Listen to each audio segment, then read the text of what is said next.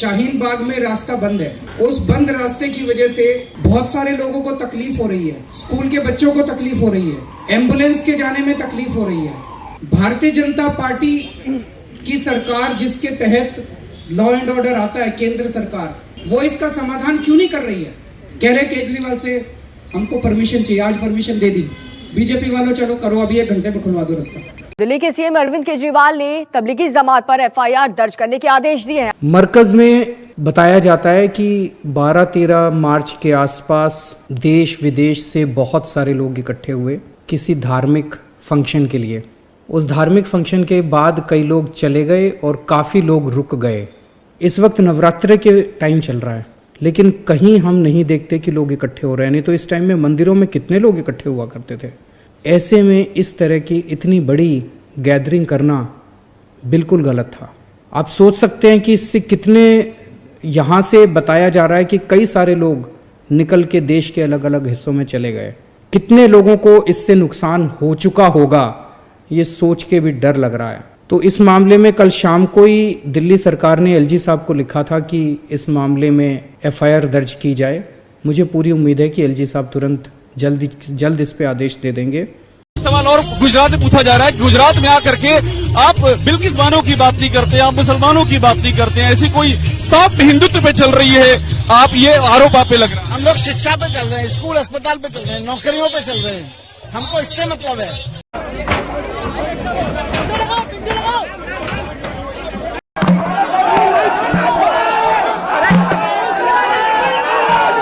मैं आप पार्षद ताहिर हुसैन आप सबको बताना चाहता हूं, जो भी खबर मेरे बारे में चलाई जा रही है, दिखाई जा रही है, वो सरासर गलत है। ये गंदी राजनीति के चलते मुझे बदनाम किया जा रहा है, मुझे घसीटा जा रहा है। जब से कपिल मिश्रा ने भड़काऊ भाषण दिया है, तब से ही दिल्ली के हालात खराब हैं, जहां पे जगह जगह पत्थरबाजी, ये तमाम चीज़ें की घटनाएं सुनने को मिल रही हैं। वैसा ही परसों हमारे यहाँ भी हुआ, जिसको देखते हुए हमने तुरंत पुलिस से संपर्क किया। एक बहुत सारी भीड़ मेरे जो ऑफिस का गेट है उसे तोड़ के जबरदस्ती अंदर छत पे चढ़ गई थी, जिसके लिए लगातार मैंने पुलिस से मदद मांगी और कई घंटों के बाद यहाँ पर पुलिस फोर्स पहुंची।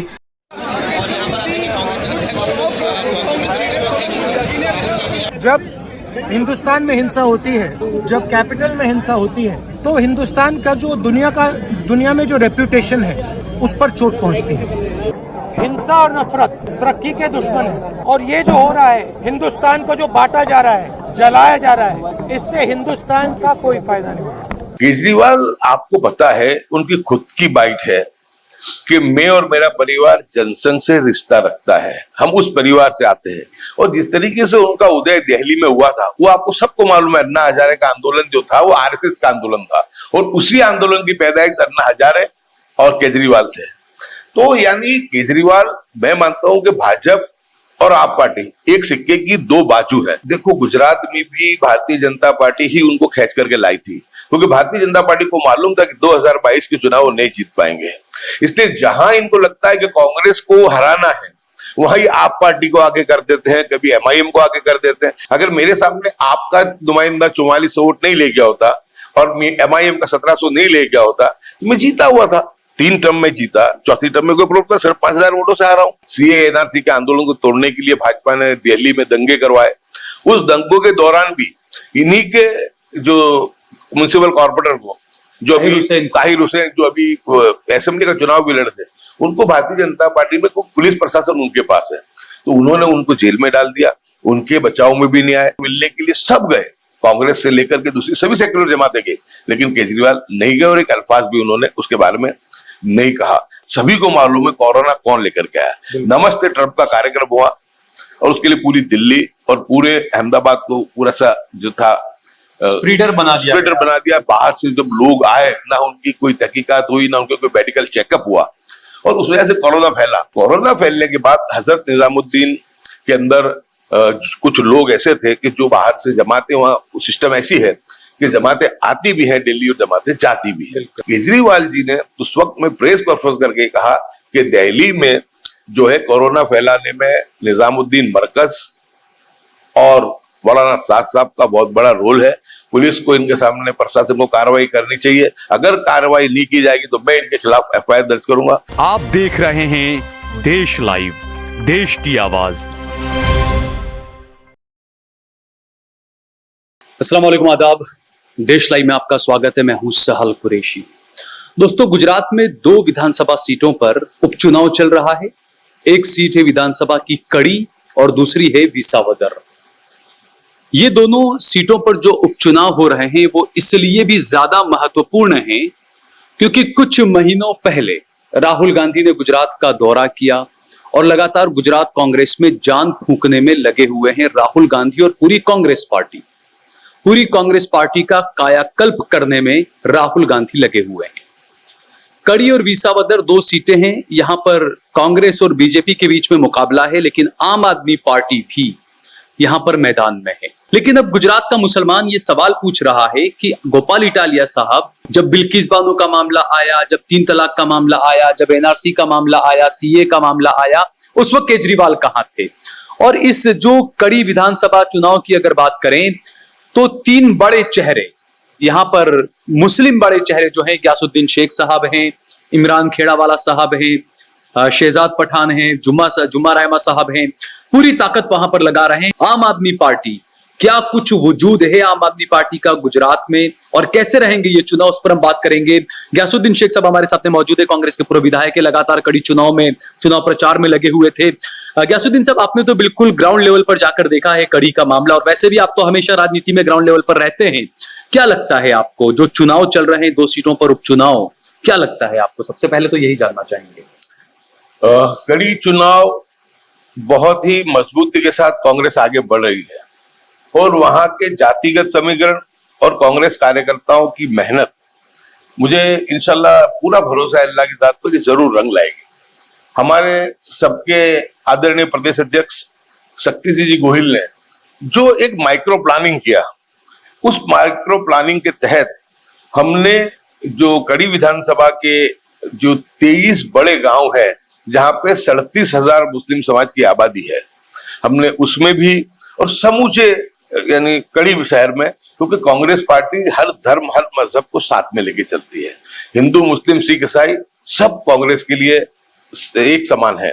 तो हमने हमारे हिंदू भाइयों के अंदर भी मामले को बनाया, लेकिन विशेषकर जब मेरी जिम्मेदारी थी, इमरान खेड़ावाला की जिम्मेदारी थी कड़ी के लिए, तो हमने वहां पे इस तरीके से माहौल को बनाने की कोशिश की कि 183 लोग जो थे प्रभारी के तौर पे वहां पर गए, और बहुत खुशी के साथ मैं कहता हूं कि सभी लोगों ने, यानी कांग्रेस के हर एक आदमी ने, क्योंकि मेरी ये सोच थी कि एक सर्वसम्मत नेतागिरी खड़ी हो और सभी को उसमें पूरा प्रतिनिधित्व मिले। हमने स्थानीय लोगों को भी बहुत महत्व दिया। वहां के जो हमारे स्थानीय आगेवान हैं, हमारे तलत सैयद साहब, इलियास डेलीगेट, मुजम्मिल खान पठान और हमारे बाबा भाई लाठी, जिन्होंने बहुत जबरदस्त तरीके से वहां पे मेहनत की और पूरे विस्तार में माहौल खड़ा करने की कोशिश की।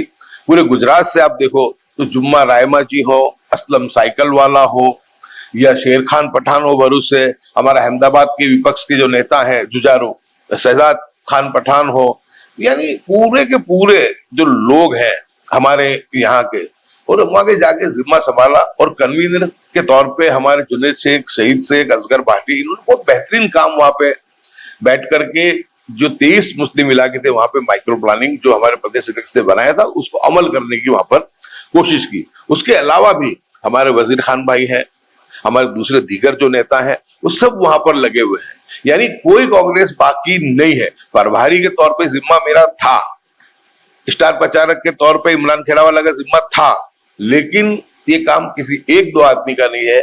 मेरा पहले से विश्वास है कि सामूहिक नेतागिरी को बल देना चाहिए, और हमने सामूहिक नेतागिरी और स्थानिक नेतागिरी को बल दिया है, क्योंकि कांग्रेस को जो खामियाजा और नुकसान इसीलिए भुगतना पड़ता है कि कांग्रेस में कुछ स्थापित हित ऐसे बैठ गए हैं जो नए लोगों को प्रमोट होने नहीं देते, आगे आने नहीं देते। हमने हर एक आदमी को नीचे से ऊपर उठाने की, हमारे अध्यक्ष के आदेश पे हमने इस काम को किया और हम सफल रहे। इसी तरीके से विसावदर के अंदर भी जो पूरा प्लानिंग था उसके अंदर अहम भूमिका मैंने और इमरान खेड़ावाला ने वहां पर भी रखी। वहां के स्थानिक जो वीटी सीधा साहब हैं, हमारे नुसरत पंजा हैं, हमारे रहीम सौरा हैं, उसके अलावा भी दीगर बहुत सब लोग जो जामनगर से, कच्छ से, राजकोट से वहां पर लगे हैं। और बहुत अच्छे तरीके से वहां पर भी हम लोग लड़ाई में लड़ रहे हैं और हमें पूरी उम्मीद भरोसा है कि कांग्रेस पार्टी दोनों जगह जीत करके आएगी। हमने देखा था गुजरात विधानसभा चुनाव हो रहे थे जब मनीष सिसोदिया जो दिल्ली के उप मुख्यमंत्री थे, जब उनसे पत्रकारों ने बिल्किस बानो के बारे में सवाल पूछा तो उन्होंने पत्रकारों को एकदम बिल्कुल हटा दिया था वहां से, उसका जवाब देने का उन्होंने जरूरी नहीं समझा था। तो मुसलमान मुद्दों से तो अक्सर केजरीवाल ने दूरी बनाई। हमने दिल्ली के अंदर लगातार देखे, चाहे बुलडोजर का मामला हो, चाहे तबलीग जमात पर आरोप लगाने का मामला हो, चाहे शाहीन बाग से हमारी बेटियों को उठा देने का मामला हो, कहीं पर भी केजरीवाल मुसलमानों के मुद्दों पर खड़े नहीं रहे। केजरीवाल, आपको पता है, उनकी खुद की बाइट है कि मैं और मेरा परिवार जनसंघ से रिश्ता रखता है, हम उस परिवार से आते हैं। और जिस तरीके से उनका उदय दिल्ली में हुआ था, वो आपको सबको मालूम है। अन्ना हजारे का आंदोलन जो था वो आरएसएस का आंदोलन था और उसी आंदोलन की पैदाइश अन्ना हजारे और केजरीवाल थे। तो यानी केजरीवाल, मैं मानता हूं कि भाजपा और आप पार्टी एक सिक्के की दो बाजू है। यानी शुरू से मोदी को सत्ता दिलाने में ही सबसे बड़ा रोल था अन्ना हजारे और केजरीवाल को उस आंदोलन का। तो उनका देखो, गुजरात में भी भारतीय जनता पार्टी ही उनको खींच करके लाई थी, क्योंकि भारतीय जनता पार्टी को मालूम था कि 2022 के चुनाव नहीं जीत पाएंगे।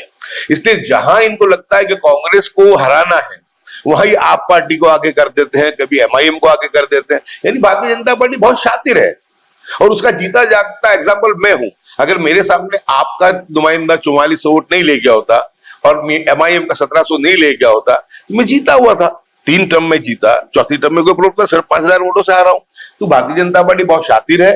मुस्लिम समाज के जो 2 नंबर का धंधा करने वाले बुटलेगर, दलाल जो भाजपा के बढ़वे हैं, उनको आगे करने में वो हमेशा आगे रहती है। तो वो कोशिशें करती है। और लेकिन मैं आपको इतना कह दूं कि जिस वक्त में शाहीन बाग का मामला आया, हिंदुस्तान की बेटियां सिर्फ मुसलमान नहीं थी, हिंदू भी थे, सिख भी थे, ईसाई भी थे। किसी के हाथ में कुरान था, किसी के हाथ में गीता थी, किसी के हाथ में संविधान था, किसी के हाथ में तिरंगा झंडा था और वो संविधान बचाने बैठे थे। एक अल्फाज भी एनआरसी के बारे में केजरीवाल जी ने उसकी मुखालिफत नहीं की, यहां तक कि उन बेटियों को देखने नहीं गए और उल्टा उन्होंने तो ये कहा कि इससे रास्ते जाम हो रहे हैं, इनको यहां से उठाओ। यानी इतनी बेशर्मी इन्होंने सीए एनआरसी में की। सीए एनआरसी के आंदोलन को तोड़ने के लिए भाजपा ने दिल्ली में दंगे करवाए। उस दंगों के दौरान भी इन्हीं के जो म्युनिसिपल कॉर्पोरेटर को, जो अभी ताहिर हुसैन, जो अभी असेंबली का चुनाव भी लड़ते, उनको भारतीय जनता पार्टी में पुलिस प्रशासन उनके पास है, तो उन्होंने उनको जेल में डाल दिया। उनके बचाव में भी नहीं आए। मिलने के लिए सब गए, कांग्रेस से लेकर के दूसरी सभी सेक्युलर जमातें गई, लेकिन केजरीवाल नहीं गए और एक अल्फाज भी उन्होंने उसके बारे में नहीं कहा। जब उन्हीं के एमएलए अमानतुल्लाह खान, उनको भारतीय जनता पार्टी ने गलत केसों में फिट किया, उस वक्त में बिल्कुल हमको उस वक्त में आजम खान की याद आएगी, जिस तरह आजम खान साहब के साथ योगी जी ने किया, उसी तरीके का रवैया भाजपा ने अमानतुल्लाह खान के लिए किया। लेकिन केजरीवाल ने एक अल्फाज भी उनके लिए नहीं बोला।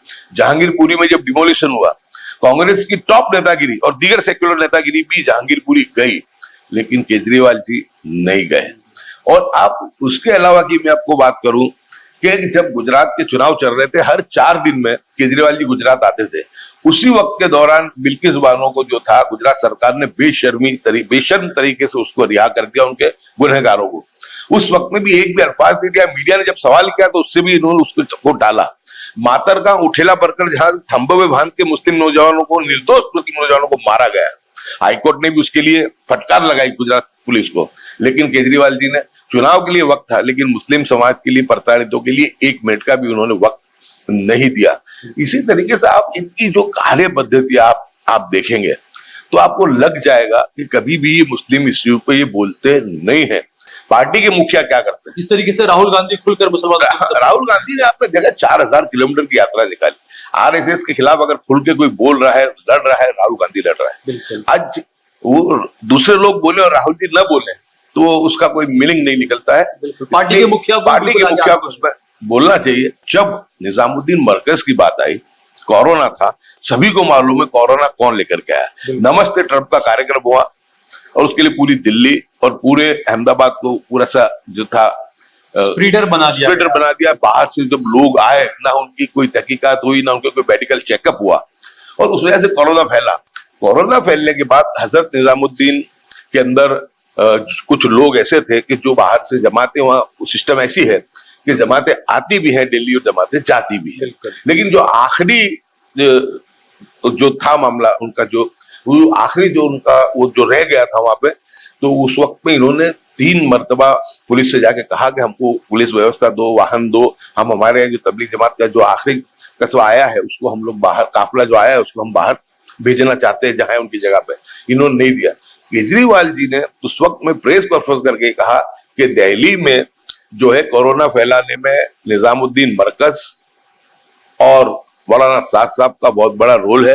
पुलिस को इनके सामने, प्रशासन को कार्रवाई करनी चाहिए। अगर कार्रवाई नहीं की जाएगी तो मैं इनके खिलाफ FIR दर्ज करूंगा। आपको सबको मालूम है कि हजरत निजामुद्दीन में जो आया हुआ वहां पे जो ये निजामुद्दीन मरकज है, उस मरकज के ऊपर वहां पे जो लोग थे तो उनको केस दर्ज किए गए, उस मरकज को सील लगाया गया और कितने लोगों को जेल में भी भेजने का काम इस केजरीवाल जी ने ये किया। यानी इतनी जो उनको मालूम है सब, यहाँ तक कि इस चुनाव में, अभी जो चुनाव हुआ जिसमें केजरीवाल हारे, मुस्लिम इलाकों में प्रचार के लिए भी नहीं गए केजरीवाल। अब ये कौन सी तुम्हारी सेक्युलरिज्म है, ये कौन सी तुम्हारी बात है? और तुम डंके की चोट कह रहे हो। अब ये किसी से छुपी हुई बात नहीं है कि रामलीला का आंदोलन वो RSS का आंदोलन था, उसकी पैदाइश है। इसलिए जो इनकी बातें करना, मैं मानता हूं कि बेवकूफ मुस्लिम समाज नहीं, बेवकूफ आप पार्टी और गोपाल इटालिया और केजरीवाल है। हमने देखा दिल्ली के अंदर, ओखला के अंदर बीजेपी के सत्ता में आने के बाद लगातार ओखला वहां की सबसे बड़ी मुस्लिम आबादी है, वहां पर बुलडोजर के नोटिस दिए जा रहे हैं। केजरीवाल इतने सालों तक सत्ता में रहे, वो चाहते तो अनऑथोराइज कॉलोनियों को ऑथोराइज करवा सकते थे यूपी सरकार से बात करके, लेकिन उन्होंने वो काम नहीं किया मुसलमानों के लिए। आपको मालूम है साहब कि जिस वक्त में ये चुनाव 2022 का चल रहा था, उसी वक्त में जामनगर में फिर ये हमारे जो इलाका है सोमनाथ के करीब का, वहां डिमोलिशन चल रहा था। बिल्कुल, ये नहीं गए, एक अल्फाज भी उन्होंने बोला। इसी तरीके से जब कॉर्पोरेशन के पिछले चुनाव में असदुद्दीन ओवैसी आए थे तो उन्होंने रिवर फ्रंट भी ये कहा था कि अगर कहीं बुलडोजर चलता है, कोई परेशानी होती है तो असदुद्दीन ओवैसी आएगा और यहाँ धरना देगा। आज इतना डिमोलिशन हो गया, इतना लोगों को प्रताड़ित किया गया, कॉर्पोरेशन की ये बुरी हालत है, चंडोला का इतना बड़ी घटना हुई, कहीं पर भी असदुद्दीन तो आए नहीं। यानी बातें करना, चुनाव में जज्बातों से खेलना, ये MIM और आप पार्टी का ये हमेशा का इनका ये मामला रहा है। हमारा तो एक ही कहना है कि ग्राउंड जीरो पे आओ, उसके लिए लोगों के लिए काम करो। तो यानी ये जो बिल्कुल इन्होंने जो हरकत की है, हिमाकत की है, मैं मानता हूं कि ये सफल होने वाले नहीं है। और विसावदर और कड़ी दोनों की दोनों सीटें कांग्रेस पार्टी जो है मुकुल वासनिक जी के प्रभार में, हमारे प्रदेश अध्यक्ष शक्ति जी गोहिल की आगेवानी में, और उनके जो उन्होंने माइक्रो प्लानिंग किया शक्ति जी गोहिल ने, और पूरी टीम को जो उन्होंने काम पे दोनों विधानसभा में लगाया है, मैं मानता हूं कि जरूर से यहाँ पर कांग्रेस की जीत होगी। और 2027 के लिए राहुल गांधी जी ने जो कहा था कि लिख के ले लो, गुजरात जीत के दिखाएंगे, तो वो इंशाल्लाह उसकी नींव जो है वो कड़ी और विसावदर से डाली जाएगी। ठीक है, बहुत बहुत शुक्रिया हमसे बातचीत करने के लिए आपका। शुक्रिया।